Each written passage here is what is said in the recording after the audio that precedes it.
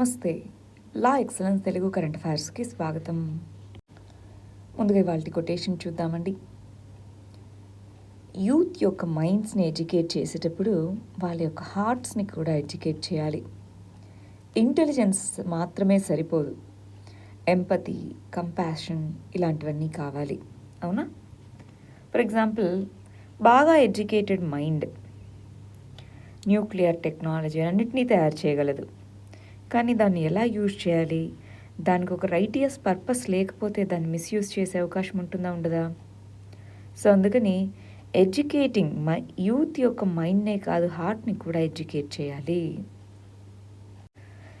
ఆర్టికల్స్కి వెళ్ళే ముందుగా క్వశ్చన్స్ చూద్దామండి. WTOకి సంబంధించి 3 స్టేట్మెంట్స్ ఇచ్చి ఆ మూడిట్లో ఏది కరెక్టో చెప్పమంటున్నారు. ఫస్ట్ది, UN కింద ఒక స్పెషలైజ్డ్ బాడీ అంటున్నారు. కరెక్టేనా? కాదు, ఇది UN యొక్క స్పెషలైజ్డ్ బాడీ కాదు. రెండోది, tariff barriers not the non tariff barriers. Tariff barriers మాత్రమే ఇంపోజ్ చేయడానికి మీద రెస్ట్రిక్షన్స్ కలిగి ఉంటుంది. నాన్ టారిఫ్ బ్యారియర్స్ మీద అసలు ఏ విధమైన రెస్ట్రిక్షన్స్ WTO పెట్టదు అంటున్నారు. WTO కింద ట్రేడ్ బ్యారియర్ ఏదైనా సరే, అది టారిఫ్ బ్యారియర్ అయినా సరే, నాన్ టారిఫ్ బ్యారియర్ అయినా రెండింటినీ చూస్తుంది, ఒకటి మాత్రమే కాదు.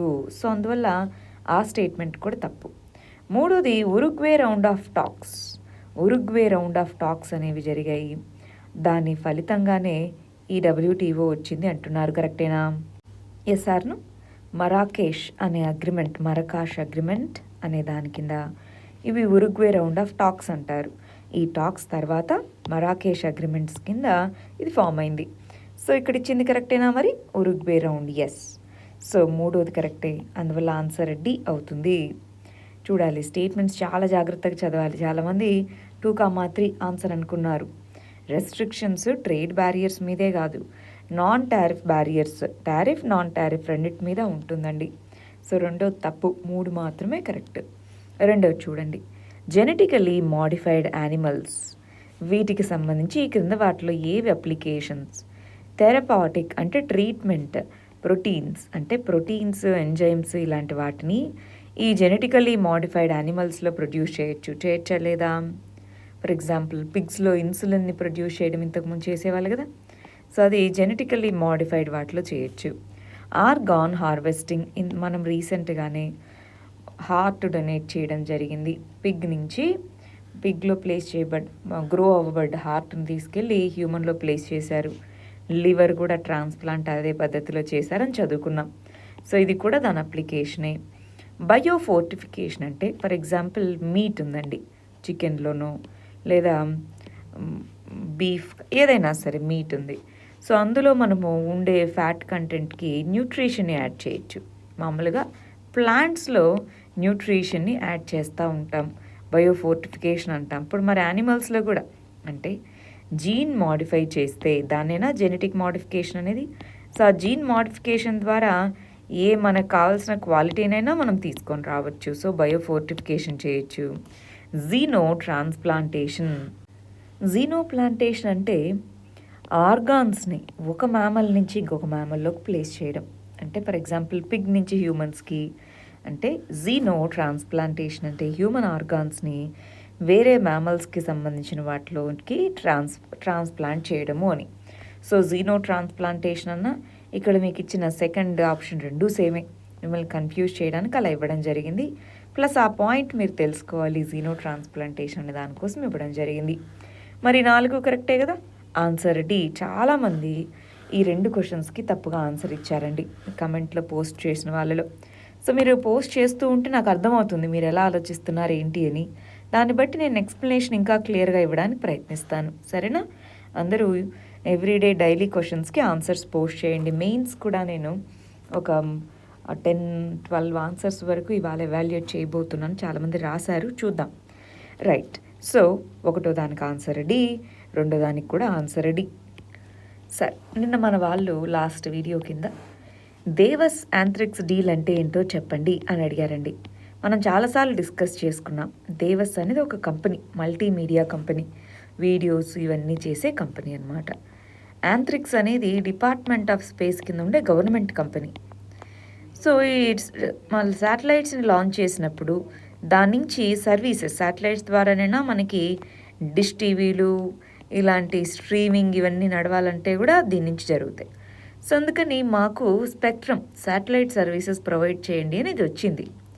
అయితే దేవస్ కంపెనీ కొంతమంది అఫీషియల్స్కి వీళ్ళలో కొంతమంది అఫీషియల్స్కి బ్రైబ్ లంచం ఇచ్చి ఈ డీల్ తెచ్చుకుందని కొన్ని సంవత్సరాల తర్వాత ఈ డీల్ని క్యాన్సిల్ చేసింది గవర్నమెంట్.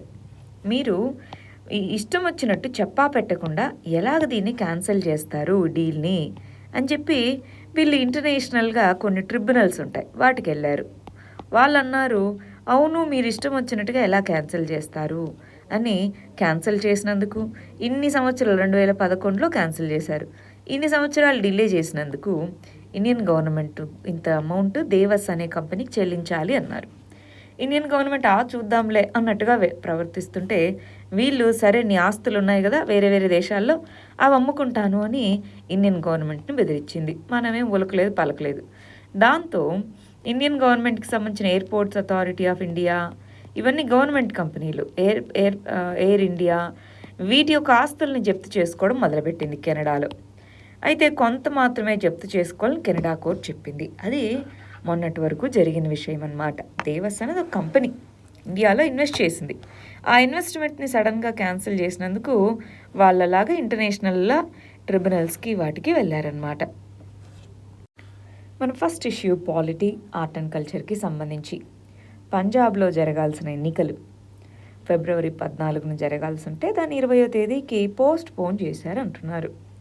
పాలిటీ పాయింట్ ఆఫ్ వ్యూలోకి వచ్చేటప్పటికి ఈ విధంగా ఎలక్షన్స్ని పోస్ట్ పోన్ చేసే అధికారం ఎవరికి ఉంటుంది అని అడగచ్చు. మరి ఎందుకు చేశారు అన్న దాని గురించి అడగచ్చు. ఇక్కడ ఒక చిన్న విషయం అండి, నేను స్లోగా మాట్లాడతాను, కొద్దిగా హెల్త్ ఇష్యూ ఉంది రైట్. కొద్దిగా ఇవాళ మీరు ఒకవేళ బాగా స్లో అనిపిస్తే స్పీడ్ పెంచుకొని చూడొచ్చు.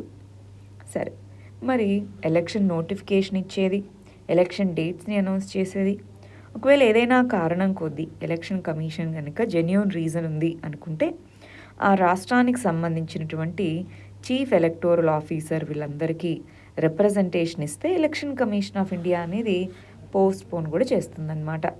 సరే, మరి ఇంతకీ ఇప్పుడు ఈ వీక్ ఒక వారం పోస్ట్ పోన్ చేసింది. ఎందుకు చేసింది?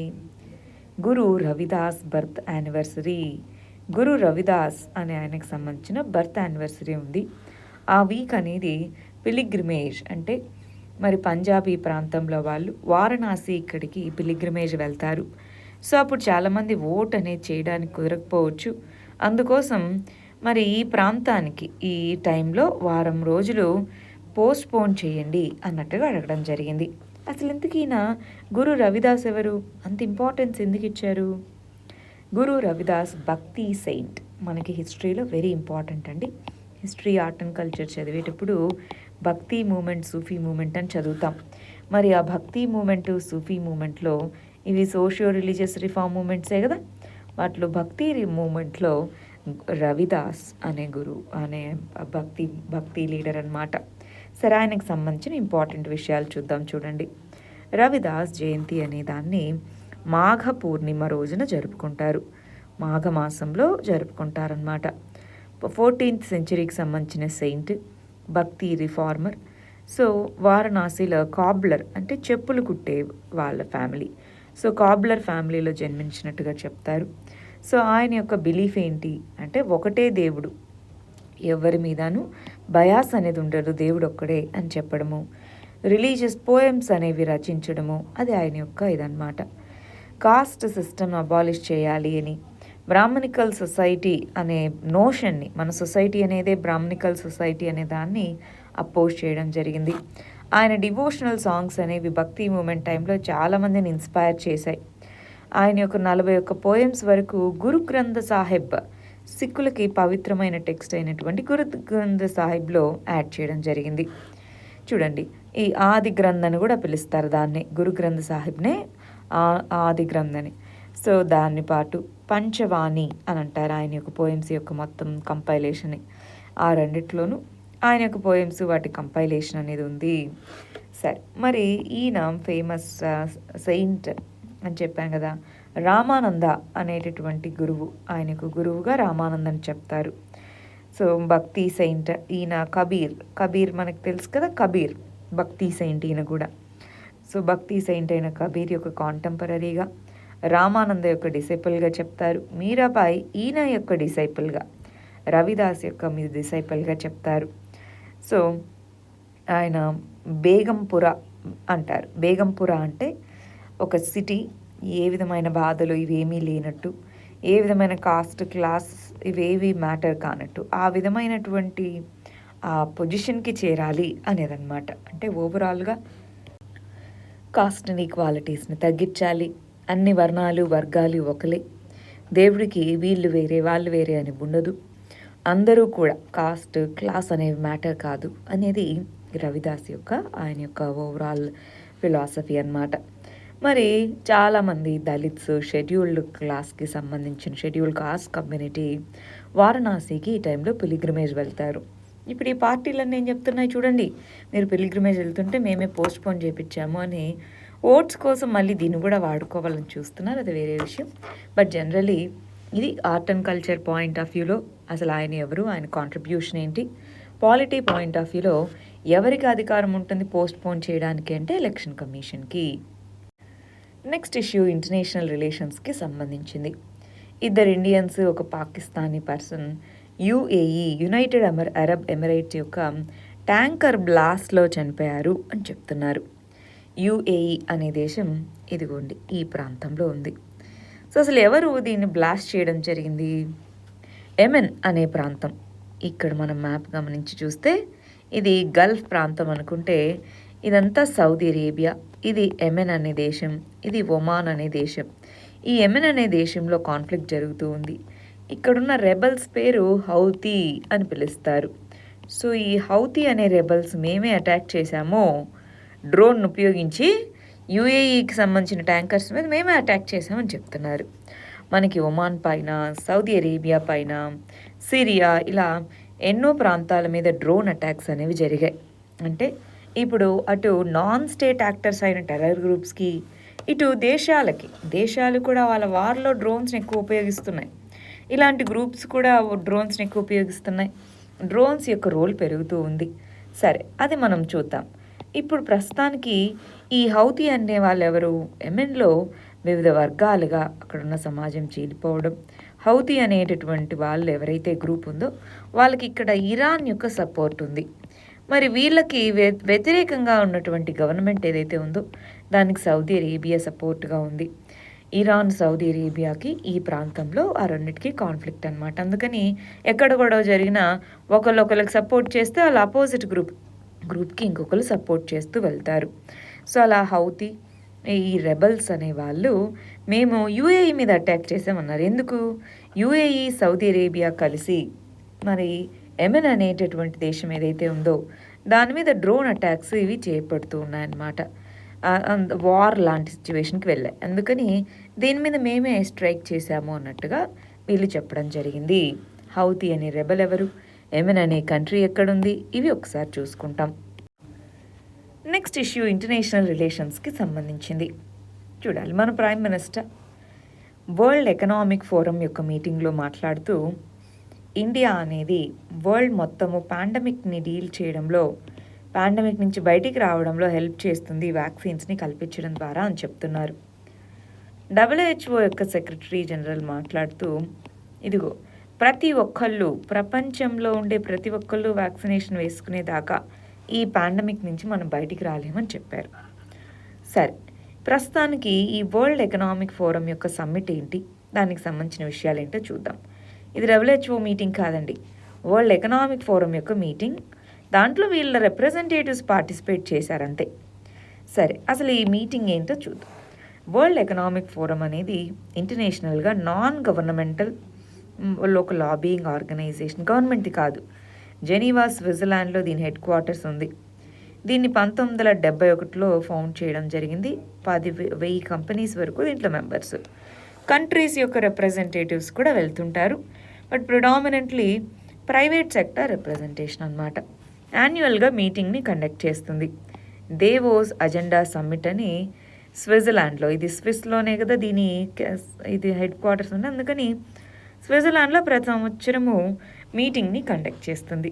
బట్ ఈ ఇయర్ మరి పాండమిక్ ఉంది అని ఆన్లైన్ మోడ్లో వర్చువల్ సమ్మిట్స్ అనేవి కండక్ట్ చేస్తున్నారు. కోవిడ్ని ఎలా డీల్ చేయాలి. రెండోది fourth industrial revolution. Fourth or very very important అండి. ఫోర్త్ ఇండస్ట్రియల్ రెవల్యూషన్కి సంబంధించి ఏ విధంగా కోఆపరేషన్ ఉండాలి, ఆ రెండింటి గురించి దీంట్లో మాట్లాడుకుంటున్నారు. సరే, మరి ఇందులో భాగంగా ఏమేమి వరల్డ్ వైడ్గా ఎదుర్కొంటున్న ఛాలెంజెస్ ఏంటి, business leaders, civil society, international organisations అన్నీ కూడా వాళ్ళ యొక్క అభిప్రాయాలని దీనికి సంబంధించి చెప్తాయన్నమాట. చాలా ఇనిషియేటివ్స్ని, net zero emissions, corporate companies ఇవన్నీ ప్రొడ్యూస్ చేస్తున్నాయి, అంటే అవి ఎమిషన్స్కి దారి తీస్తున్నాయి. మరి నెట్ జీరో ఎమిషన్స్ని ఎలా అచీవ్ చేయాలి, సైబర్ రెసిలియన్స్ ఎలా తీసుకొని రావాలి, ఎకనామిక్ ఆపర్చునిటీస్ అనేవి నేచర్ పాజిటివ్, వెరీ ఇంపార్టెంట్ పదం గమనించాలి. ఎకనామిక్ ప్రొడక్షన్ అనేది నేచర్ పాజిటివ్గా ఉండాలి, నేచర్కి నెగిటివ్గా ఉండకూడదు, నేచర్ పాజిటివ్గా ఉండాలి. సో ఇవన్నీ ఎలా తీసుకొని రావాలి, వీటన్నిటి మీదను డిస్కషన్ జరుగుతూ ఉంది ఆల్రెడీ ఈ వరల్డ్ ఎకనామిక్ ఫోరంకి సంబంధించిన సమ్మిట్లో. దీన్నే దేవోస్ అజెండా 2022లో జరుగుతుంది, 2022 అని యాడ్ చేయడం జరిగింది. నెక్స్ట్ ఇష్యూ ఇంటర్నేషనల్ రిలేషన్స్కి సంబంధించింది. చైనా ఎక్కడుందో మనకు తెలుసు. బాల్టిక్ కంట్రీస్, బాల్టిక్ సముద్రం ఒడ్డునున్నటువంటి బాల్టిక్ కంట్రీ లిథియేనియా, ఈ రెండింటి మధ్య గొడవ. సో అసలు ఆ లిథియేనియా అనే చాలా చిన్న కంట్రీ, ఆ లిథియేనియాకి ఈ చైనాకి అసలు ఏంటి, ఈ రెండింటి మధ్య ఎందుకు గొడవ, ఆ గొడవ ఎందుకు పెద్దదవుతూ ఉంది? ఎందుకంటే లిథియేనియా ఏమంటుంది, మేమేమో వాల్యూ బేస్డ్ ఫారిన్ పాలసీని ఫాలో అవుతామంటుంది. అంటే ఏంటి, మేము ఏదైనా ఒక ఐడియాలజీని నమ్మితే దాన్ని బట్టి మా ఫారిన్ పాలసీ ఉంటుంది, మాకు అవసరం కదా, లేదా మాకు ట్రేడ్కి అవసరమని మార్చుకోము అంటుంది. సరే, ఎవరు మార్చుకోమన్నారు? చైనాకు సంబంధించి, చైనాకి తైవాన్కి ఎప్పటి నుంచో గొడవ ఉంది. తైవాన్ మాది అంటే, లేదు మేము ఇండిపెండెంట్ కంట్రీ అని తైవాన్ అంటదన్నమాట. సో అలా రెండు దేశాల మధ్య ఎప్పటి నుంచో కాన్ఫ్లిక్ట్ జరుగుతూ ఉంది. చైనా ఏమో మేము ఫాలో అయ్యే పాలసీ వన్ చైనా పాలసీ, ఇదంతా చైనానే, టిబెట్, తైవాన్ ఇవన్నీ మావే అంటుంది. సో ఇప్పుడు లిథియేనియా మేము డెమోక్రసీకి సపోర్ట్ చేస్తాము, తైవాన్కి ఇండిపెండెన్స్ ఉండాలి, తైవాన్ని సపరేట్ కంట్రీగా గుర్తించాలి అన్నారు. దాంతో చైనా కోపం వచ్చింది. నువ్వేంటి చెప్పేది అని చెప్పి నీ మీద శాంక్షన్స్ వేస్తానంది. వేసుకుంటే వేసుకో, ఎవరికి బాధ అని లిథియేనియా అంటుందన్నమాట. అలాగ వాళ్ళిద్దరి మధ్య ట్రేడ్ వార్ అనేది జరగడం మొదలుపెట్టింది. ఇన్వెస్ట్మెంట్స్ అన్నీ వెనక్కి వచ్చేసాయి. సో రిలేషన్షిప్ బాగుండేది, బట్ అన్నీ వెనక్కి వచ్చేసాయి. కాకపోతే దీని మీద ఎక్కువ ఇంపాక్ట్ ఏమి ఉండదు. కానీ లిథియేనియా అనేది యూరోపియన్ యూనియన్ అనే గ్రూప్లో మెంబర్. యూరోపియన్ యూనియన్ మరియు చైనా మధ్య ట్రేడ్ బాగా ఉంది. లిథియేనియా ప్రోడక్ట్స్ ఏవి యూరోపియన్ యూనియన్కి వెళ్ళి అక్కడి నుంచి చైనాకు వస్తే మేము కొనుక్కోము అని చైనా రెస్ట్రిక్షన్స్ పెట్టడము, ఎకనామిక్గా దాన్ని దెబ్బతీయాలని చూస్తుంది. మరి యుఎస్ఏ వీళ్ళు లిథియేనియాకు సపోర్ట్ చేస్తున్నాయి, యూరోపియన్ యూనియన్ కూడా లిథియేనియాకు సపోర్ట్ చేస్తుంది. కానీ యుఎస్ఏ అంత డైరెక్ట్గా కాదు. ఎందుకని, దానికి అవసరం ఉంది చైనాతో. కానీ యుఎస్ఏకి చైనాకి ఆల్రెడీ గొడవలు ఉన్నాయి. ఎందుకని, రెండు పెద్ద దేశాలు, రెండు ఎవరు పవర్ఫుల్ అని ప్రూవ్ చేసుకోవాలనుకుంటున్నాయి. ఆ కంటెక్స్లో వాళ్ళకి గొడవలు ఉన్నాయి. ఆ గొడవ, వాళ్ళిద్దరు గొడవ కాస్త ఎవరైనా మధ్యలో ఇలా చిన్న కంట్రీలు దొరికితే వాళ్ళని సపోర్ట్ చేసుకోవడం, అపోజ్ చేసుకుంటూ వాళ్ళ కక్షల్ని వాళ్ళు తీర్చుకోవడానికి ప్రయత్నిస్తుంది అనమాట. ఎనీవే, ఈ లిథియేనియా కాన్ఫ్లిక్ట్ కాస్త యుఎస్ఏ చైనా కాన్ఫ్లిక్ట్గా మారకుండా ఉండేలాగా ఉండాలి. అందుకోసమే యూరోపియన్ యూనియన్ అనేది ఈ టెన్షన్స్ని ఎలాగైనా తగ్గించాలి అని ప్రయత్నిస్తూ ఉంది. నెక్స్ట్ ఇష్యూ ఇంటర్నేషనల్ రిలేషన్స్కి సంబంధించి 2022కి సంబంధించి ఏ విధంగా సిచ్యువేషన్ ఉండబోతుంది ఇంటర్నేషనల్గా, ఇండియా చైనా రిలేషన్స్ ఏ విధంగా ఉండబోతున్నాయి, ఒక రష్యా ఉక్రెయిన్ సంబంధాలు ఎలా ఉండబోతున్నాయి, ఆఫ్ఘనిస్తాన్ క్రైసిస్ తగ్గుబడుతుందా, ఇండియా బార్డర్ ఇష్యూ ఏ విధంగా రిజాల్వ్ అవుతుంది, ఇవి మనం ఈ 2022లో ఛాలెంజెస్గా చెప్తున్నారు. అంటే ఏంటి, ఇప్పటి వరకు ఉన్నటువంటి ఛాలెంజెస్ మనం చూస్తే చైనాతో ఎల్ఏసి కాన్ఫ్లిక్ట్ ఉంది. మ్యారీటైమ్గా కూడా ఇటు శ్రీలంకలోను ఇటు మాల్దీవ్స్లోను తన యొక్క కంట్రోల్ని పెంచుకోవడానికి చూడడం రెండు దేశాలు కంపీట్ అవుతున్నాయి. అదొక ఇష్యూగా మారింది. రష్యా ఉక్రెయిన్ గొడవ, ఉక్రెయిన్ అనేదేమో నేటో అనే గ్రూప్లో జాయిన్ అవుతానని, నువ్వు జాయిన్ అవుతే మా సెక్యూరిటీకి థ్రెట్ అని రష్యా. ఇలా వాళ్ళిద్దరి మధ్య గొడవ కాస్త చాలా పెద్ద గొడవగా మారుతూ ఉంది. మనం నెక్స్ట్ వచ్చే ఆర్టికల్స్లో చూస్తాం ఇవాళ ఇంకా ఎలా మారింది అని. ఆఫ్ఘనిస్తాన్కి వచ్చేటప్పటికి తాలిబాన్ తమ కంట్రోల్లోకి తెచ్చుకున్నారు. ఇన్స్టెబిలిటీ ఉంది, ఫుడ్ క్రైసిస్, ఎకనామిక్ క్రైసిస్ ఉన్న సిచ్యువేషన్. మరి దాన్ని ఎలా డీల్ చేస్తారో చూడాలి. బార్డర్ ఇష్యూస్, నేపాల్తో బార్డర్ కాన్ఫ్లిక్ట్ అనేది ఉంది, పాకిస్తాన్తో బార్డర్ కాన్ఫ్లిక్ట్ ఉంది, చైనాతో బార్డర్ కాన్ఫ్లిక్ట్ ఉంది, ఒకవైపు శ్రీలంకతో ఫిషర్మెన్ ఇష్యూ, ఇవన్నీ ఉన్నాయి. సో ఇవి ఏ విధంగా డీల్ చేసుకోవాలి, ఇవన్నీ కూడా 2022కి ఛాలెంజెస్గా మనం చెప్పచ్చు. నెక్స్ట్ ఇష్యూ ఎకానమీకి సంబంధించింది. లైవ్ స్టాక్ ఫార్మర్కి వెటర్నరీ డాక్టర్స్, వెటర్నరీ సజెషన్ అనేది అవైలబిలిటీ ఉంటే ఆ సెక్టార్లో పెరుగుదల బాగా ఉంటుంది అంటున్నారు. మనకి ప్రతి 5 సంవత్సరాలకు ఒకసారి మినిస్ట్రీ ఆఫ్ యానిమల్ హస్బెండరీ ద్వారా 5 సంవత్సరాలకు ఒకసారి లైవ్ స్టాక్ సెన్సస్ అనేది చేపడతారు, జనాభా గణన అన్నమాట. లాస్ట్ది 20వ లైవ్ స్టాక్ సెన్సస్ అనేది 20th సెన్సస్ అనేది 2019లో చేపట్టారు. మళ్ళీ 2024లో 21వ సెన్సస్ లైవ్ స్టాక్ సెన్సస్ అంటారు. Cattle population, buffaloes, sheep, goats, వీటి పాపులేషను, వాటికి సంబంధించిన స్టేటస్ అదంతా చెప్తుంది. అందులో భాగంగా ఓవరాల్గా చూస్తే లైవ్ స్టాక్ పాపులేషన్ అప్రాక్సిమేట్గా 537 మిలియన్ లైవ్ స్టాక్ పాపులేషన్ అనేది ఉంది. అందులో 95% వరకు, 95.8% ఈ మొత్తం లైవ్ స్టాక్ పాపులేషన్లో రూరల్ ఏరియాస్లో ఉంది.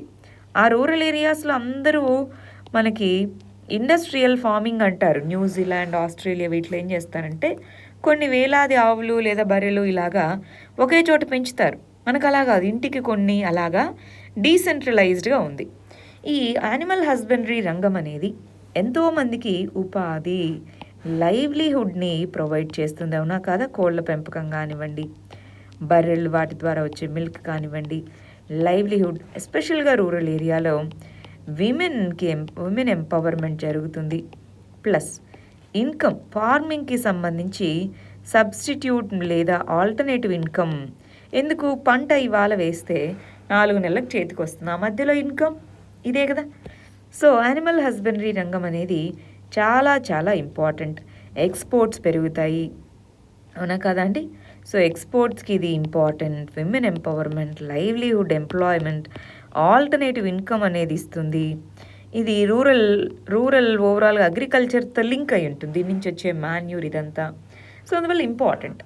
ఈ కంటెక్స్లో ఎంకే జైన్ కమిటీ అనేది లైవ్ స్టాక్ని పెంచే వాళ్ళు ఎన్నో సమస్యలు ఎదుర్కొంటున్నారని, వాటిలో సరైనటువంటి పోషణ, న్యూట్రిషన్ వాటికి అందకపోవడం, రెండోది మెడికల్ ఫెసిలిటీ, వాటికి ఏదైనా బాగాలేదు, సో ఆ మెడికల్ ఫెసిలిటీ అనేది అవి సరిగా లేకపోవడం అనేది మేజర్ ఛాలెంజెస్గా చెప్తూ వచ్చారు. మిగిలిన వాటితో పాటు క్రెడిట్ ఉండకపోవడం, ఇలాంటి వాటితో. మరి ఈ కంటెక్స్లో ఈ మెడికల్ ఛాలెంజ్ని ఎదుర్కోవడానికి వెటర్నరీ యూనిట్స్ అనేవి, వాటిలో మొబైల్ వెటర్నరీ యూనిట్స్ అంటే ఈ వ్యాన్స్ ఇలాంటివి అన్నమాట. సో ప్రాంతానికి వెళ్ళి అక్కడంతా వెటర్నరీ సర్వీసెస్ని అందించేవి మొబైల్ వెటర్నరీ యూనిట్స్ అంటాం. సో అలాంటి వాటిని సెటప్ చేయాలి. ప్రైవేట్ సెక్టార్తో కలిసి ఈ వెటర్నరీ రంగాన్ని పీపీపీ అంటారు, పబ్లిక్ ప్రైవేట్ మోడ్లో పెంపొందించడం కలగాలి. అదేవిధంగా క్రెడిట్ అవైలబిలిటీని పెంచాలి. ఇవన్నీ చేస్తే ఈ యానిమల్ హస్బెండరీ రంగం అనేది ఏదైతే అగ్రికల్చర్లో ఇన్కమ్స్ పడిపోతూ ఉన్నాయంటున్నామో దాన్ని కొంతవరకు బ్యాలెన్స్ చేయడానికి ప్రయత్నిస్తుంది. రూరల్ ఇన్కమ్స్ని స్టేబుల్గా ఉండేందుకు మనకు హెల్ప్ అవుతుంది. నెక్స్ట్ ఇష్యూ హిస్టరీకి సంబంధించిందండి. ఇంతకుముందు దీన్ని యూపీఎస్సీ మెయిన్స్లో క్వశ్చన్గా కూడా అడిగారు. ఫారినర్స్ ఇండియన్ ఫ్రీడమ్ స్ట్రగుల్లో పార్టిసిపేట్ చేసిన వాళ్ళు, కొంతమంది ఫారినర్స్ ఇండియన్ ఫ్రీడమ్ స్ట్రగుల్లో కాంట్రిబ్యూట్ చేయడం జరిగింది. అని బిసెంట్ అని, బీజీ హార్నిమాన్ అని, మీరాబెన్ అని, ఇలాగా ఇండియన్ ఫ్రీడమ్ స్ట్రగుల్లో పార్టిసిపేట్ చేశారు. సో వాళ్ళకు సంబంధించి వాళ్ళ కాంట్రిబ్యూషన్ వాటికి చెప్తూ 7 మంది ప్రామినెంట్ ఇండివిజువల్స్కి సంబంధించి మరి రామచంద్ర గుహ అనే హిస్టారియన్ ఒక బుక్ రాయడం జరిగింది. దానికి సంబంధించి ఇక్కడ దాని జిస్ట్ లాగా ఇచ్చారనమాట. సో వాళ్ళలో మనం అన్ని బెసెంట్ గురించి కంపల్సరీగా చదువుకోవాలి. Indian home rule league movement ఇలాగా ఆమె కాంట్రిబ్యూషన్ హ్యూజ్గా ఉంది. మనం ఏం చేసామంటే అండి, ఇండియాలో ఇంపార్టెంట్ లీడర్స్, ఇండియన్ ఫ్రీడమ్ స్ట్రగుల్లో ఇంపార్టెంట్ పర్సనాలిటీస్కి సంబంధించి ఒక వీడియో చేసాం. హిస్టరీకి సంబంధించిన వీడియోస్ అన్నీ హిస్టరీ అనే ప్లేలిస్ట్లో ఉన్నాయి, వీలైతే చూసుకోవచ్చు. సరేనా? సరే, అలాగే ఈ వీళ్ళకి సంబంధించి కూడా వీలైతే మనం ఫారినర్స్ వాళ్ళ కాంట్రిబ్యూషన్స్ మీద ఒక సపరేట్ వీడియో చేసుకుందాం. అన్ బెసెంట్ గురించి అయితే అందరికీ తెలిసే ఉంటుంది. ఇంకా మిగిలిన వాళ్ళ గురించి కూడా ఒక లిస్ట్ రాసుకుందాం. నెక్స్ట్ ఇష్యూ ఆర్ట్ అండ్ కల్చర్కి సంబంధించింది. కథక్ అనేటటువంటి క్లాసికల్ డాన్స్. మనం డాన్స్ ఫామ్స్ని టూ కేటగిరీస్గా డివైడ్ చేస్తే, ఒకటి క్లాసికల్ డాన్సెస్, గవర్నమెంట్ యొక్క రికగ్నిషన్ ఉంటుంది. రెండోది ఫోక్ డాన్సెస్, లోకల్ డాన్సెస్ అన్నమాట. ఈ ఫోక్ డాన్సెస్ అంటాం. క్లాసికల్ డాన్సెస్లో కథక్ అనేది నార్త్ ఇండియాకు సంబంధించిన ఫేమస్ క్లాసికల్ డాన్స్. అది ఎక్కువగా ఫేషియల్ ఎక్స్ప్రెషన్స్ వీటిని ఎక్కువగా ఉపయోగిస్తుంది. ఇండియన్ ఎపిక్స్, రామాయణ, మహాభారత వీటిలో ఉన్న స్టోరీస్, ఎవ్రీడే ఇన్సిడెంట్స్, వాటిని బట్టి కూడా డాన్స్ మూవ్స్ ఇవన్నీ ఉంటాయన్నమాట. సో మరి బ్రిజ్ మహారాజ్ అనే వ్యక్తి, పండిట్ బ్రిజ్ మహారాజ్, కథక్ డాన్స్కి సంబంధించిన ఒక ఇంపార్టెంట్ పర్సనాలిటీ. ఆయన చనిపోవడం జరిగింది, అందువల్ల ఇది న్యూస్లో వచ్చింది. మరి ఈ పర్సన్ మరి ఫీమేల్ లాగా డాన్స్ చేయడము వీటన్నిటికీ కూడా ఆయన చాలా ఫేమస్ అన్నమాట. సో ఇన్స్పిరేషనల్ పర్ఫార్మెన్సెస్, స్టోరీ టెల్లింగ్కి ఆయన చాలా ఫేమస్ అన్నమాట. ఈయన కథక్ డాన్స్కి టీచర్. ఢిల్లీలో కళాశ్రమ్ అనే స్కూల్ని, డాన్స్ స్కూల్ని కూడా ఈయన స్థాపించడం జరిగింది. పద్మవిభూషణ్, భారతరత్న తర్వాత second highest award Padma Vibhushan. So Padma Vibhushan award అనేది ఈయనకి రావడం జరిగింది. సో చాలా ఫేమస్ పర్సనాలిటీ అన్నమాట కథక్ అనే డ్యాన్స్ ఫామ్కి సంబంధించి. మన నెక్స్ట్ ఇష్యూ పాలిటిక్స్ సంబంధించింది. గవర్నర్స్కి సంబంధించిన అసలు మ్యాండేట్ ఏంటి? రీసెంట్గా తమిళనాడుకి సంబంధించి నీట్ని తీసేయాలి అని తమిళనాడులో యొక్క లెజిస్లేచర్ అనేది బిల్లుని పాస్ చేసింది. కానీ దాన్ని ఇంపార్టెంట్ మ్యాటర్ రీకన్సిడరేషన్ ఉండాలి అని గవర్నర్ ప్రెసిడెంట్ ఆఫ్ ఇండియాకి చూపించాలి అన్నారు. కానీ ఇప్పటివరకు ప్రెసిడెంట్ ఆఫ్ ఇండియాకే పంపించలేదు. సో ఆ కంటెక్స్లో కాన్స్టిట్యూషన్ ప్రకారం ఇన్ని రోజుల లోపలే పంపించాలి అని రూల్ ఏం లేదు, లిమిట్ ఏం లేదు. కానీ మోరల్గా, లీగల్గా ఆ విధమైన లిమిటేషన్ ఉండాలా వద్దా అన్నది క్వశ్చన్. మనకి ప్రెసిడెంట్ ఆఫ్ ఇండియాకి వీటో పవర్ అనేది, బిల్స్ మీద వీటో పవర్ ఆర్టికల్ 111 ప్రకారం, గవర్నర్కి సంబంధించి ఆర్టికల్ 200 ప్రకారం, 201 ప్రకారం ప్రెసిడెంట్ ఆఫ్ ఇండియా కన్సిడరేషన్కి, 200 ప్రకారం వీటో పవర్. వీటో 3 రకాలు: absolute veto, suspensive veto, pocket veto అని. సో ఈ మూడిట్లో టైం లిమిట్ ఉండాలా వద్దా? లెజిస్లేచర్స్ మరియు పార్లమెంట్లో కూడా ఈ డిబేట్ అనేది రావడం జరిగింది. ఒక టైం ఫ్రేమ్ అనేది ఉండాలా వద్దా? ప్రెసిడెంట్ ఆఫ్ ఇండియా మరియు గవర్నర్, అవును వాళ్ళు కాన్స్టిట్యూషనల్ అథారిటీసే, కానీ వాళ్ళ డ్యూటీస్కి వాళ్ళకి అకౌంటబిలిటీ ఉండాలా వద్దా?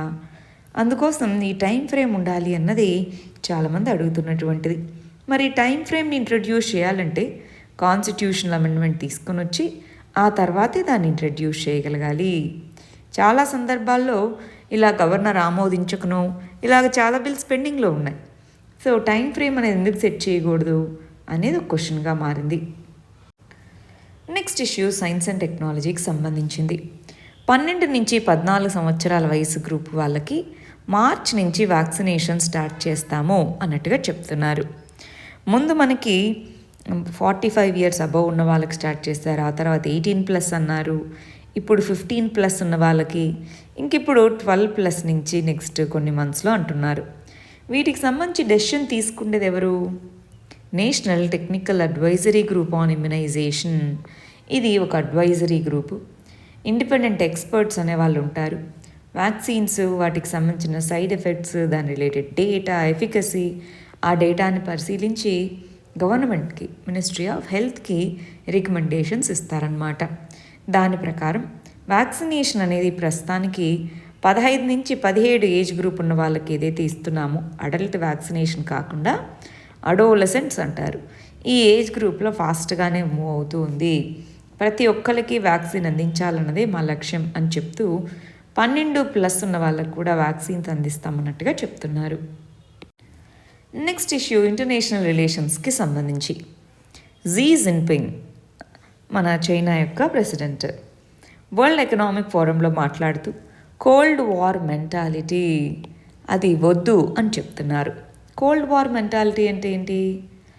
రెండో ప్రపంచ యుద్ధం ముగిసిన తర్వాత ఒకవైపు రష్యా, అప్పట్లో యుఎస్ఎస్ఆర్, పెద్ద బ్లాక్ ఆఫ్ కంట్రీస్ అన్నమాట, గ్రూప్ ఆఫ్ కంట్రీస్ యుఎస్ఎస్ఆర్ అనేవాళ్ళం, యుఎస్ఏ, ఈ రెండు కూటములుగా విడిపోయినాయి.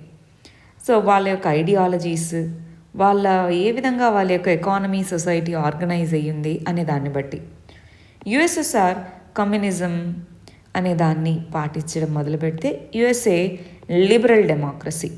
యుఎస్ఎస్ఆర్ అనే సోషలిస్ట్ ఎకానమీ అయితే యుఎస్ఏ క్యాపిటలిస్టిక్ ఎకానమీ. ఇలాగా రెండిటి మధ్యలో విభేదాలనే ఉండేవి.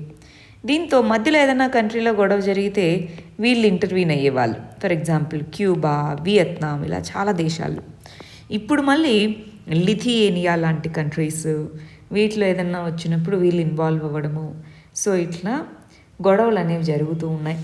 యుఎస్ఏ అనేది ప్రొటెక్షనిజం, అంటే చైనా నుంచి వచ్చే వాటిని, టెక్నాలజీని, గూడ్స్ని, వీటిని అడ్డుకోవడం ఇలా చేస్తుంది. సో అందుకని చైనా ఏమంటుంది, ప్రొటెక్షనిజం అనేది, ఓవర్ ప్రొటెక్షనిజం ఏదైతే ఉందో అది ఎవరికీ మంచిది కాదు. మామూలుగా విన్ సిచ్యువేషన్ ఉండాలి, కానీ జీరోసం అంటే ఎవరికి నాకు లాభం లేకపోయినా పర్లేదు, ఎదుటి వ్యక్తికి లాభం ఉండకూడదు అనే అప్రోచ్ని జీరోసమ్ అప్రోచ్ అంటారు. ఎవరికి ఉపయోగం ఉండదు. సో జీరోసమ్ అప్రోచ్ అనేది ఉండకూడదు.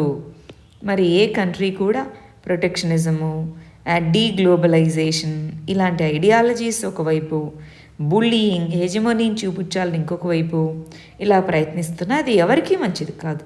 అది జీరోసమ్ అప్రోచ్ అని చెప్తున్నారు. చైనా ఏమో మాకు కోల్డ్ వార్ మెంటాలిటీ కాదు అంటే, యుఎస్ఏ మాది కోల్డ్ వార్ మెంటాలిటీ కాదు అని ఇద్దరు గొడవ పడుతున్నారు. బట్ రియాలిటీలో చూస్తే ఆ రెండు దేశాలు పవర్ కోసం గొడవ పడుతూనే ఉన్నాయి. ఎవరు పవర్ఫుల్ అని ప్రూవ్ చేసుకోవడానికి ప్రయత్నిస్తూనే ఉన్నాయి. నెక్స్ట్ ఇష్యూ కూడా ఇంటర్నేషనల్ రిలేషన్స్కి సంబంధించింది. జర్మనీ అనే దేశం ఉక్రెయిన్ యొక్క సెక్యూరిటీకి అన్ని విధాలుగానూ మేము తోడుగా ఉంటాము అని చెప్పారు. ఉక్రెయిన్ అనే దేశం ఇదిగోండి యూరప్లో ఈస్ట్ సైడ్ ఉంది. దానికి ఈస్ట్ వైపున రష్యా ఉంది. ఇటు side Poland, Slovenia, Hungary, Belarus ఈ కంట్రీస్ ఇటు సైడ్ ఉన్నాయి. దానికి సౌత్ సైడ్ బ్లాక్ సీ అనేది ఉంది. ఇదిగోండి ఇది ఉక్రెయిన్ అనే దేశం అన్నమాట. సో ఇవి ఆరెంజ్ కలర్లో ఉన్నవన్నీ నేటో అనే దేశాలు.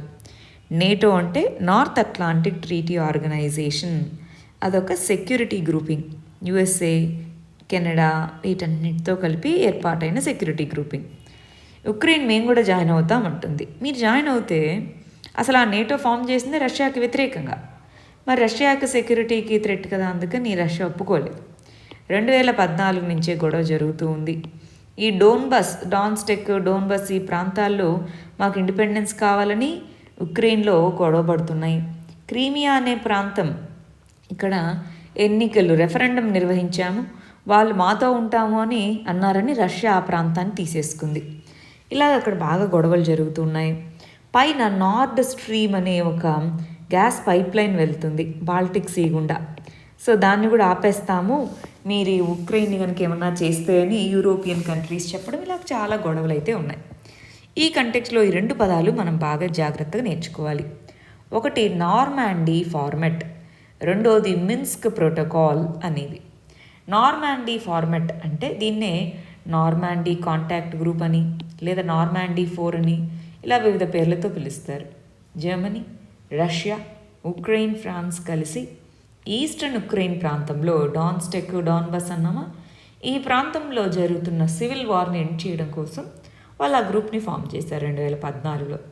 మిన్స్క్ ప్రోటోకాల్ అంటే ఈ డాన్బస్ రీజన్లో ఉక్రెయిన్లో జరుగుతున్న కాన్ఫ్లిక్ట్ని తగ్గించడం కోసం. ఇది trilateral contact group. Ukraine, Russia, మరియు organisation for security and cooperation in Europe, వీళ్ళ ముగ్గురు కలిసి. సో వీటితో పాటు ఫ్రాన్స్, జర్మనీ కలిస్తే నార్మాండీ ఫార్మెట్, ఇలా 2 రకాల ప్రోటోకాల్స్ ఇక్కడ పీస్ ప్రాసెస్ కోసమే తీసుకొని వచ్చారు. ఇప్పుడు జర్మనీ ఏమంటుంది, మీరు కనుక ఉక్రెయిన్ని ఏ విధంగా అయినా బెదిరించడం ఇలా చేస్తే కాన్సిక్వెన్సెస్ చాలా ఇదిగా ఉంటాయి అని చెప్పారు. ఉక్రెయిన్తో కలిసి సెక్యూరిటీ, సైబర్ సెక్యూరిటీకి సంబంధించిన అగ్రిమెంట్ చేసుకున్నా. ఎందుకని, రీసెంట్గా ఉక్రెయిన్కి సంబంధించిన గవర్నమెంట్ వెబ్సైట్స్ అన్నిటినీ హ్యాక్ చేయడం జరిగింది. అది రష్యా నుంచే ఆరిజినేట్ అయింది అని ఉక్రెయిన్ చెప్తూ ఉంటుంది. అందుకని సైబర్ సెక్యూరిటీకి సంబంధించి కోఆపరేషన్ కోసం నేటో గ్రూపింగ్తో ఇది సైన్ చేసుకుంది.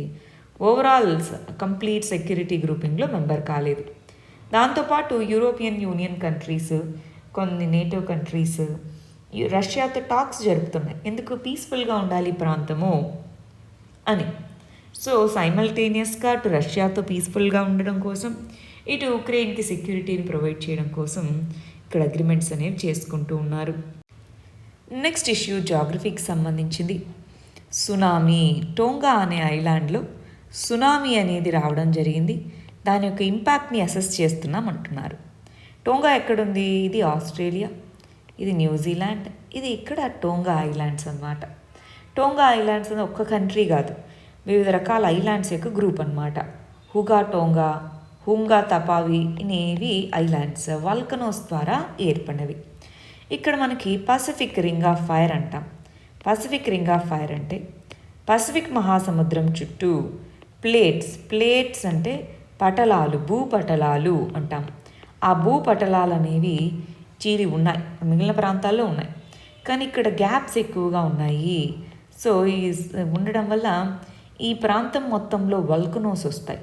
ఎప్పుడు వల్కనో అంటే అగ్నిపర్వతం, ఎప్పుడైతే వల్కనో ఇలా భారీ స్కేల్లో ఇలాగా బద్దలవుతుందో, వల్కనో అనేది ల్యాండ్ మీదైనా బ్లాస్ట్ అవ్వచ్చు, అండర్ వాటర్ సముద్ర గర్భం నుంచైనా వల్కనో బయటికి రావచ్చు. వచ్చినప్పుడు ల్యాండ్ మీద అయితే భూకంపానికి దారితీస్తుంది, అండర్ వాటర్ వచ్చినప్పుడు భూకంపం వచ్చి నీటిని డిస్ప్లేస్ చేస్తుంది. కాబట్టి ఇలా సునామీ అనేది దాని చుట్టూ వస్తుంది.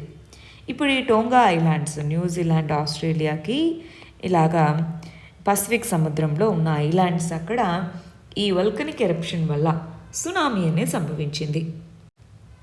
చూడండి, ఓవరాల్గా ప్రపంచంలో మన భూమి మీద 1360 పొటెన్షియల్గా యాక్టివ్ వల్కనోస్ ఉన్నాయి. వాటిలో చాలా వరకు పసిఫిక్ రింగ్ ఆఫ్ ఫైర్లో ఉన్నాయి. ఎందుకని, అక్కడ సబ్డక్షన్ జోను అది ఉండడం వల్ల దాన్ని పసిఫిక్ రింగ్ ఆఫ్ ఫైర్ అనడమే అక్కడ ఎప్పుడు వల్కనిక్ ఎరప్షన్ జరుగుతుందని.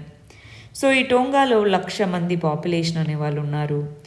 ఈ వల్కనిక్ ఎరప్షన్ జరిగినప్పుడు ఏమవుతుంది, ఎయిర్ పొల్యూషన్ అవుతుంది, వాటర్ పొల్యూషన్ అవుతుంది. దాని ద్వారా వచ్చిన సునామీ అనేది కొంతమందిని చంపేస్తుంది. కోస్టల్ ఏరియాస్ ఫ్లడ్డింగ్కి గురి అవుతాయి. కొన్ని కొత్త ఐలాండ్స్ ఫామ్ అవుతాయి వల్కనిక్ ఎరప్షన్ వల్ల, వల్కానిక్ ఐలాండ్స్ ఫామ్ అవుతాయి. ఇలా ఇంపాక్ట్స్ అనేవి ఉన్నాయి. మరి ఇక్కడ స్పెసిఫిక్గా టోంగా ఐలాండ్ అనేది అండర్ వాటర్ వల్కనో అంటే ఏంటి, మనకి ఇక్కడ పదాలు బాగా గమనించండి. భూమి లోపల ఈ బర్నింగ్ మెటీరియల్ ఏదైతే ఉంటుందో దాన్ని మ్యాగ్మా అంటాం. ఆ మ్యాగ్మా అనేది ఇలా బయటకు వచ్చినప్పుడు దాన్ని లావా అని పిలుస్తాం, లావా అంటారు. సో ఈ లావా బయటకు వచ్చింది. ఓషన్ ఫ్లోర్ మామూలుగా కొంచెమే వచ్చినప్పుడు ఇలాగ ఇక్కడ ఫ్రీజ్ అవుతుంది, కానీ ఎప్పుడైతే ఫోర్స్గా వచ్చిందో అప్పుడు భారీ వేగంతో ఇది ఇంకా పైకి వస్తుంది. ఇప్పుడు మనము ఏదైనా పొంగుతుంది, మూత పెడితే ఇంకెలాగ పైకి ఇంకా పొంగుతుంది అట్లా. సో మ్యాగ్మా లావాగా వచ్చినప్పుడు ఇలాగా. ఇక్కడ ఈ అండర్ వాటర్ వల్కనో దీనికి ఇది బద్దలవడానికి రీజన్ ఫ్యూయల్ కూలెంట్ ఇంటరాక్షన్. అంటే ఏంటి, సీ వాటర్లో స్లోగా కలుస్తుంది. ఫస్ట్ టెంపరేచర్ 1200 డిగ్రీల వరకు ఉంటుంది. సీ వాటర్ స్లోగా కలుస్తుంది, చిన్నగా స్టీమ్ నీటి ఆవిరిలాగా ఫామ్ అవుతుంది. సో అప్పుడు ఇంక ఇది బయటికి వెళ్లకుండా మ్యాగ్మా లోపలే ఉండేలాగా చిన్న కప్పబడుతుంది. ఎప్పుడైతే వల్కనిక్ గ్యాసెస్ అవన్నీ మ్యాగ్మా నుంచి రిలీజ్ అవుతాయో సడన్గా అది పైకి వస్తుంది. చూడండి, ఇన్ని మీటర్ల ఎత్తు వరకు ఈ వల్కనిక్ గ్యాసెస్ ఇవన్నీ కూడా రావడం జరిగింది. ఫ్లైట్స్ వాటన్నిటికీ అంతరాయం జరుగుతుంది. అక్కడున్న కెమికల్ ఎక్స్ప్లోజన్ వల్ల ఎయిర్ మరియు వాటర్ పొల్యూట్ అవుతుంది. సునామీస్, ఎర్త్క్వేక్స్ ఇలాంటివన్నీ వస్తాయి ఇదన్నమాట. ఇది పసిఫిక్ రింగ్ ఆఫ్ ఫైర్లో ఉండడము, ఇది వల్నరబుల్ జోన్గా మనం చెప్తున్నాము. కోవిడ్ వల్ల అక్కడికి ఎవరన్నా వెళ్ళి సహాయం అందించాలన్నా కొంత అసలు ఇప్పటివరకు అక్కడ కేసెసే లేవు, ఇప్పుడు మళ్ళీ కేసెస్ కూడా వచ్చే అవకాశం ఉంది. సరే, ఏదేమైనప్పటికీ వల్కనిక్ పార్టికల్స్ అనేవి సూపర్సోనిక్, చాలా వేగంగా ఇలా బద్దలవుతాయి. దాని యొక్క ధ్వని న్యూజిలాండ్ వీటిలో వినిపించిందంటే మీరు గమనించాలి ఎంత హ్యూజ్ స్కేల్లో జరిగిందో అది. ఇక్కడ ఇందాక అన్నట్టు టోంగా ఐలాండ్స్ అనేవి చాలా గ్రూప్ ఆఫ్ ఐలాండ్స్ ఉన్నాయి. ఇదిగోండి 169, వాటిలో 36లో జనావాసాలు లేవు. ఇప్పుడు వల్కనిక్ ఎరప్షన్ జరిగిన దాంట్లో జనావాసాలు లేరు కాబట్టి ఎక్కువ నష్టం జరగలేదు. కానీ ఆ చుట్టుపక్కల ప్రాంతాల్లో పొల్యూషన్ వీటి వల్ల ఎక్కువ ఇంపాక్ట్ అనేది ఉంటుంది. ఇప్పుడు ఉండకపోవచ్చు, లాంగ్ టర్మ్లో ఎక్కువ ఇంపాక్ట్ ఉంటుంది. నెక్స్ట్ ఇష్యూ సోషల్ జస్టిస్కి సంబంధించింది. ఆక్స్ఫామ్ అనే ఎన్జిఓ, ఆక్స్ఫామ్ అనేది ఒక ఎన్జిఓ, దాని బ్రాంచ్ ఆక్స్ఫామ్ ఇండియా అన్నమాట. సో అది రీసెంట్గా ఒక రిపోర్ట్ని రిలీజ్ చేయడం జరిగింది. ఆ రిపోర్ట్ పేరు ఇన్ఈక్వాలిటీ కిల్స్ అని. అసమానతలు అనేవి మరి చావులకి దారితీస్తాయి అన్నట్టుగా. ఎలాగా అసమానతల వల్ల చనిపోయే వాళ్ళ సంఖ్య ఎందుకు ఎక్కువగా ఉంది? కోవిడ్ టైంలో ఇది స్పెసిఫిక్గా చెప్తున్నారండి. కోవిడ్ వచ్చింది, ట్రీట్మెంట్ సరిగా అందుకోలేని వాళ్ళు, టైంకి బెటర్ ఫెసిలిటీస్ లేని వాళ్ళు ఎక్కువ మంది చనిపోయారు. మిగిలిన వాళ్ళు కూడా చనిపోయారు, బట్ ఎక్కువ మందికి అసలు ట్రీట్మెంట్ కూడా అందకుండా చనిపోయిన వాళ్ళు పేదలు, రైట్? సో ఇన్ఈక్వాలిటీస్ అనేవి చంపుతాయి అని చెప్తున్నారు. పువర్ పీపుల్ మీద ఇది ఒక వైలెన్స్గా చెప్పచ్చు. ఇన్ఈక్వాలిటీ అనేది ఎకనామిక్ వైలెన్స్. గాంధీజీ కూడా ఒక ఫేమస్ కొటేషన్ చెప్తారండి, poverty is the worst form of violence అని అంటారు. ఇక్కడ ఇన్ఈక్వాలిటీ ఎకనామిక్ వైలెన్స్కి దారితీస్తుంది. అంటే వైలెన్స్లో ఎలాగైతే ఇంపాక్ట్ అవుతారో, పావర్టీ ఇన్ఈక్వాలిటీస్ వల్ల కూడా వీక్గా ఉన్నవాళ్ళు, ఎకనామిక్గా వీక్గా ఉన్నవాళ్ళు ఇంపాక్ట్ అవుతారు. సో ఆక్స్ఫామ్ రిపోర్ట్ అనేది ఇన్ఈక్వాలిటీస్ పెరుగుతూ ఉన్నాయి, పాండమిక్ వల్ల ఇంకా పెరుగుతూ ఉన్నాయి. ఇప్పుడు ఆర్గనైజ్డ్ సెక్టార్, అన్ఆర్గనైజ్డ్ సెక్టార్లో అన్ఆర్గనైజ్డ్ సెక్టార్ చాలా ఎక్కువ ఇబ్బంది పడింది కోవిడ్ వల్ల. సో ఇంకా ఇన్ఈక్వాలిటీస్ పెరుగుతూ ఉన్నాయి. సో ఆ గ్లోబల్ ఇన్ఈక్వాలిటీని ఏ విధంగా కంట్రీస్ డీల్ చేస్తాయన్నది ఒక ఇంపార్టెంట్ ఆస్పెక్ట్. ఇప్పుడు ఆ కంట్రీస్ డీల్ చేసే విధానం మీదే నెక్స్ట్ ఫ్యూచర్ అనేది డిపెండ్ అయి ఉంటుంది. మన లాస్ట్ ఇష్యూ సైన్స్ అండ్ టెక్నాలజీకి సంబంధించింది. రీసెంట్గా ICMR, Indian council of medical research అనేది టెస్టింగ్ స్ట్రాటజీని రివైజ్ చేయడం జరిగింది అంటున్నారు. మనకి టెస్టింగ్ ఎలా చేయాలి ఏంటి, దానికి సంబంధించిన గైడ్లైన్స్ ICMR అనేది గైడ్లైన్స్ని ఇస్తుంది. గైడ్లైన్స్లో టెస్టింగ్, ట్రీట్మెంట్, క్లినికల్ ట్రయల్స్ వీటన్నిటికీ సంబంధించిన గైడ్లైన్స్ ICMR ద్వారానే వస్తాయి. 2020లో గైడ్లైన్స్ ఇచ్చింది టెస్టింగ్కి సంబంధించి. ఇప్పుడు మళ్ళీ కొత్త గైడ్లైన్స్ని ఇష్యూ చేసింది. ఇంతకుముందు ప్రతి ఒక్కళ్ళకి కూడా టెస్ట్ నిర్వహించాలి అనేది గైడ్లైన్లో భాగమైతే, ఇప్పుడు హై రిస్క్ ఇండివిజువల్స్కి మాత్రమే, హై రిస్క్ లెట్సే ఒక వ్యక్తికి కోవిడ్ పాజిటివ్ వచ్చింది, ఆ వ్యక్తితో కాంటాక్ట్ ఉన్న వాళ్ళకే ఈ టెస్ట్ చేయాలి. అలాగా డైరెక్ట్ కాంటాక్ట్ ఉన్న వాళ్ళకి అట్లా హై రిస్క్ ఇండివిజువల్స్కే టెస్టింగ్ ఇలా చెప్తున్నారు. ఎందుకని అప్పటికి ఇప్పటికీ ఎందుకని టెస్టింగ్లో ఈ మార్పు? ఎందుకు అంటే వ్యాక్సినేషన్ అనేది పెరగడం జరిగింది. కోవిడ్కి సంబంధించినటువంటి వ్యాక్సినేషన్ వైడెన్ అవ్వడం జరిగింది. దానివల్ల హాస్పిటలైజేషన్ తగ్గింది. Morbid death rates second wave వీటితో పోలిస్తే తగ్గు వచ్చాయి. సో అందువల్ల టెస్టింగ్ స్ట్రాటజీని రివైజ్ చేయడం జరిగింది.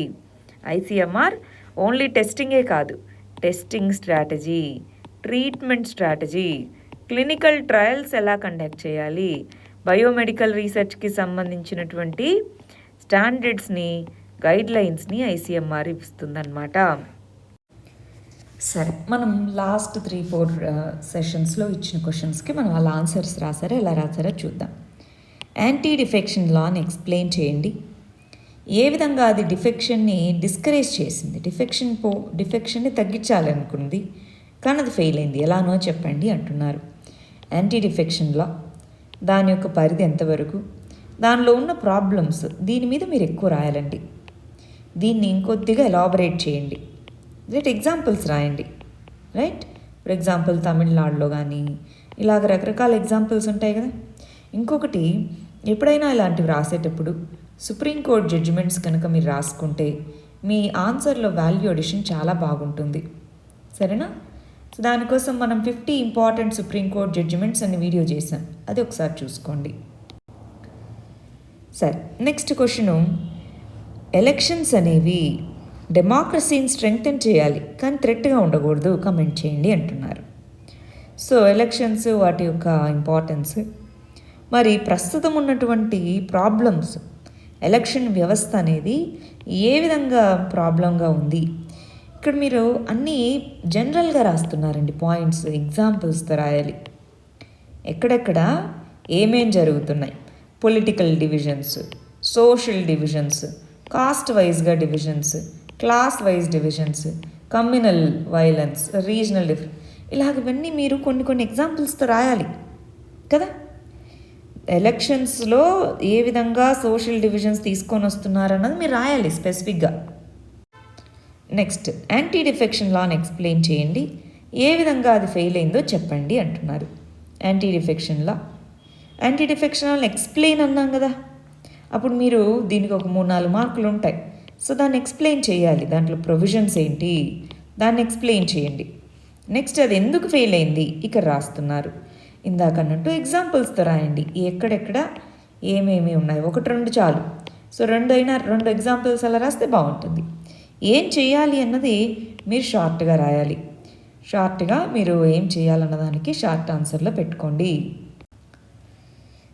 మీడియేషన్ బిల్కి సంబంధించి ఆల్టర్నేట్ డిస్ప్యూట్ రెజల్యూషన్ మెకానిజమ్స్ ఏంటి, బిల్లో ఉన్న ప్రొవిజన్స్ ఏంటి అన్నారు. ఇదిగోండి, mediation 5 types of alternative resolution mechanisms ఉన్నాయి కదా అండి, చూడాలి. 5 టైప్స్ ఆఫ్ ఆల్టర్నేటివ్ ఏడిఆర్స్ అంటాం, మీడియేషన్, కన్సీలియేషన్, ఇలా ఉన్నాయి కదా. సో 5 టైప్స్ ఆఫ్ ఏడిఆర్ రాయాలి. ఇవి కాదు, చట్టాల గురించి రాయమనట్లేదు, డిఫరెంట్ టైప్స్ ఆఫ్ డిస్ప్యూట్స్ అది రాయాలి, ఇది కాదు. దాని బిల్లు, దీనికి సంబంధించిన ప్రొవిజన్స్ రాశారు, వే ఫార్వర్డ్ ఏంటి, దీన్ని షార్ట్గా రాసుకోండి, కంక్లూజన్ లాగా షార్ట్గా రాయండి. ఇక్కడ ఈ 5 టైప్స్ రాయకపోతే సగం మార్కులు పోయినట్టే. వాళ్ళకి స్పెసిఫిక్గా మనం అడుగుతున్నాం ఆ టైప్స్ ఆఫ్ డిస్ప్యూట్స్ ఏడిఆర్స్ రాయండి అని. సో క్వశ్చన్ని జాగ్రత్తగా చదవాలండి. గవర్నర్కు ఉన్న డిస్క్రిషనరీ పవర్స్ గురించి అడిగాం. తమిళనాడుకు సంబంధించి ఇలా ఉంది. సో డిస్క్రిషనరీ పవర్స్ ఇలా ఉన్నాయి. ఆ డిస్క్రిషనరీ పవర్స్ కొంత ఓవర్ రీచ్ అవుతున్నాయి. మనము ప్రెసిడెంట్ ఆఫ్ ఇండియాని, గవర్నర్ని కలిపి కంపేర్ చేస్తూ క్వశ్చన్ అడిగాం. మీరు ఇక్కడ క్వశ్చన్ టైప్ చేయలేదు, మీరు క్వశ్చన్ చదివితే గవర్నర్ యొక్క పవర్స్, ప్రెసిడెంట్ ఆఫ్ ఇండియా యొక్క పవర్స్ని కంపేర్ చేస్తూ అడిగాం. సో అది ఒకసారి మీరు చూసుకోవాలి, దానికి తగ్గట్టుగా రాయాలి. గవర్నర్ ఓవర్ రీచ్ అయ్యారా అని అడగలేదు అక్కడ మనం. గవర్నర్కి ఎక్కువ పవర్స్ ఉన్నాయి ప్రెసిడెంట్ ఆఫ్ ఇండియాతో పోలిస్తే అని. వీటిని మీరు బ్రీఫ్గా రాయాలి. కానీ మీరు రాయాల్సింది discretionary powers, constitutional, situational discretionary powers ఎవరికి ఎక్కువ ఎందుకు ఉన్నాయి అది రాయాలి. నెక్స్ట్, గవర్నర్ ప్రెసిడెంట్ ఆఫ్ ఇండియాలా కాకుండా డిస్క్రిషనరీ పవర్స్ ఉన్నాయి. సో గవర్నర్ యొక్క రోలు, గవర్నర్ యొక్క విచక్షణ అధికారాలు, వాటిని ఇలా రాశారు. సిచ్యువేషనల్ అధికారాలు, సిచ్యువేషన్ని తెలుగులో ఏమంటారు రాసుకోండి, రైట్, తెలుగులో ఏమంటారు ఇలాగే రాయాలి. కంక్లూజన్కి వచ్చేటప్పటికి మరి ఏ విధంగా మిస్యూజ్ జరుగుతుంది అన్నది చెప్పి ఇదిగోండి. సిచ్యువేషనల్ డిస్క్రిషన్ అనేది పొలిటికల్ టూల్గా వాడుకోకూడదు. సో అలాగ మీరు ఏదన్నా ఒక సుప్రీంకోర్టు జడ్జిమెంటో అలాగ రాసుకొని కంక్లూడ్ చేయొచ్చు. సరేనా? ఎండింగ్ కొంచెం బాగా చేయాలి. నెక్స్ట్, రీసెంట్గా ఇష్యూ జరిగింది, గవర్నర్ రోల్ ఏంటి, కాన్స్టిట్యూషనల్, సిచ్యువేషనల్ డిస్క్రిషన్ అన్నారు. సో డిస్క్రిషన్ అనేది అబ్సల్యూట్ కాదు అంటున్నారు. ఎస్, దీనికి సంబంధించి ఏమైనా జడ్జిమెంట్స్ ఉంటాయి కదా, సో అది రాసుకోండి. Right, governor president of India లాగా కాకుండా డిస్క్రిషనరీ పవర్ ఉంది. గవర్నర్ తన సొంత నిర్ణయాలు తీసుకోవచ్చు. 2 రకాలైన డిస్క్రిషనరీ పవర్స్ రెండింటినీ రాశారు. కంక్లూజన్ రాయండి. రైట్, ఇదిగోండి మీరు ఇక్కడ చూసారా, ఇలా కేసెస్ రాశారు, ఇలా రాయాలి. గుడ్, బట్ కంక్లూజన్ కూడా రాయండి. ఇంకే విధంగా ఆ డిస్క్రిషనరీ పవర్ ఉంటుంది, ఉపయోగించుకోవాలని కంక్లూజన్తో రాయండి. రైట్, ఇది ఇక్కడ రీసెంట్ ఇష్యూ. రాజ్యాంగపరమైన విచక్షణాధికారాలు, సిచ్యువేషన్ పరిస్థితులను బట్టి విచక్షణాధికారాలు ఉన్నాయి. మరి వాటిని మిస్యూజ్ చేయకూడదు అని రాయాలి. ఇక్కడ మిస్యూజ్ అనేది జరుగుతుందనే కదా, ఆ మిస్యూజ్ చేయకూడదు. పూంచీ కమిషను లేదా ఏదైనా సుప్రీంకోర్టు జడ్జిమెంట్ వాళ్ళు ఏం చెప్పారన్నది ఇక్కడ రాసుకోండి ఎండింగ్లో. సరే, ఇది మొన్న రీసెంట్గా 2021లో అడిగిన క్వశ్చన్, 2021 మెయిన్స్లో. దీనికి మీరు 200 పదాల్లో ఆన్సర్ రాయాలి. రైట్, ఇవి వాళ్ళ ప్రిలిమ్స్ క్వశ్చన్స్. వీటికి ఆన్సర్స్ కమెంట్ సెక్షన్లో ఇవ్వండి. రేపు మనం వీటికి కరెక్ట్ ఆన్సర్స్ ఏంటో చూద్దాం. All the very best. Thank you very much.